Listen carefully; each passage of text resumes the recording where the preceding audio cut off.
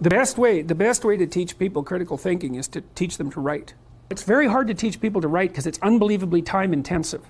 And like marking a good essay, that's really easy. Check A. You did everything right. Marking a bad essay? Oh my God. The words are wrong, the phrases are wrong, the sentences are wrong, they're not ordered right in the paragraphs aren't coherent, and the whole thing makes no sense. So, trying to tell the person what they did wrong, it's like, well, you did everything wrong. Everything about this essay is wrong. Well, that's not helpful either. You have to find the few little things they did half right, and you have to teach them what they did wrong. It's really expensive. But the best thing you can do is teach people to write, because there's no difference between that and thinking. Because thinking makes you act effectively in the world. Thinking makes you win the battles you undertake. And those could be battles for good things. If you can think and speak and write, you are absolutely deadly. Nothing can get in your way. So that's why you learn to write. If you want to write an essay, you need a problem, because the essay is an attempt to solve a problem. So first of all, you need a problem. And then second, if you're going to devote time to the problem, then it should be a problem that is your problem. At least a piece of it should be.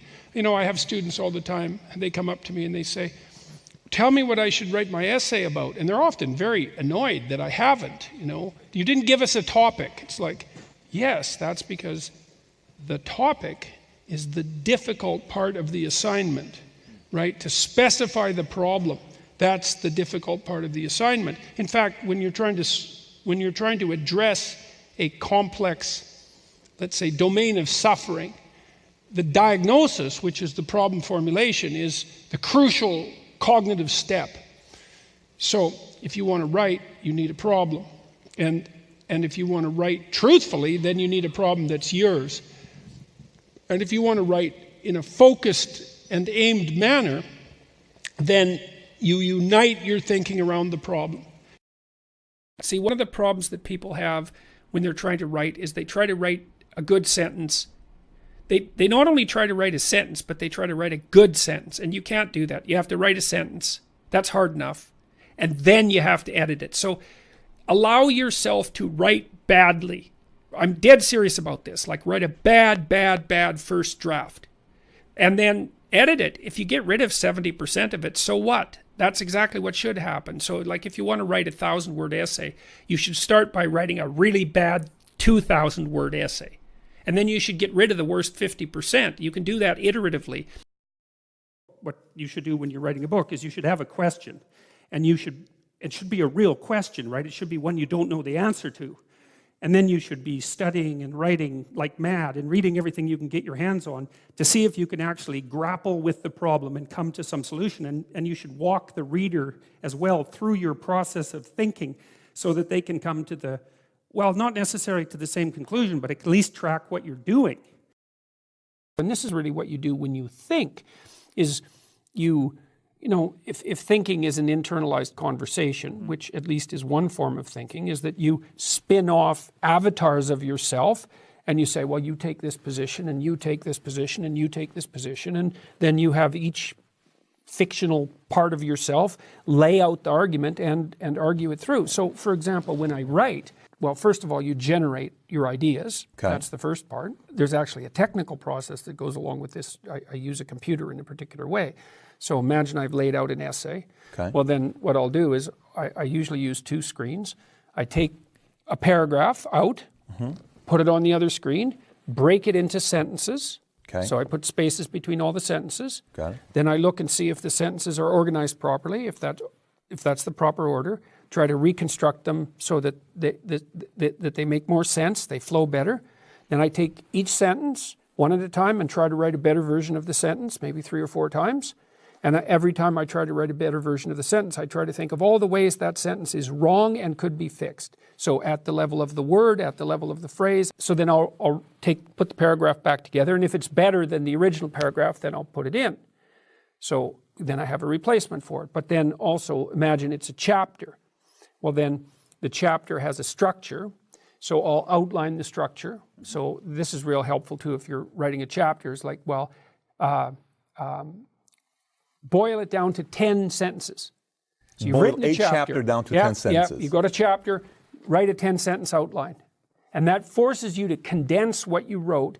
And with 10 sentences, you can see the argument. Does that argument make sense? Then you can cut and paste the paragraphs from the essay back into that structure. And if you do that 3 or 4 times, then you have a very, very tight argument. What are you doing when you write an essay? It's like, well, that's a hard question, right? It's like, well, you're vast and important question. That's the first thing you should do if you're writing an essay. Then you're paying attention to the words and the phrases and the sentences and the sentence relationship between the sentences within the paragraphs and the paragraph relationships to one another within the essay, and then the essay's relevance to the class and the class's relevance to your life. And like the essay bleeds out across your entire life. And so if I'm writing something, well, obviously at the most highest resolution level of analysis, I'm actually moving my fingers on the keyboard and moving my eyes back and forth on the screen. That's where the mind meets the body. But then I'm trying to formulate a sentence, and so I try to think up a good sentence that's nailing what I am trying to formulate, and then I try to pick it apart. And I do that a bunch of ways. I take the sentence and I put it on another page, and then I write like 10 different variants of the sentence and see if I can get a better variant. And then I try to think of ways that it's a stupid sentence to see if I can, put a pry bar underneath it and loosen it up. And if I can't do anything, if I can't manage that, then I keep the sentence that I've got, and then I do that with 10 sentences in a paragraph, and I make sure the sentences are all arranged properly in the paragraph the same way by rewriting a bunch of different variants of it and trying to get the word right and the phrase right and the sentence right and the sentence order right and the paragraph order right. And I can tell when it's right enough because I can't make it any better. That doesn't mean it's right, it just means I can't improve it. And so I get to the point where if I'm writing a paragraph and I write a variant, and I can't tell if the variant is any better, and it might be worse, then I'm done.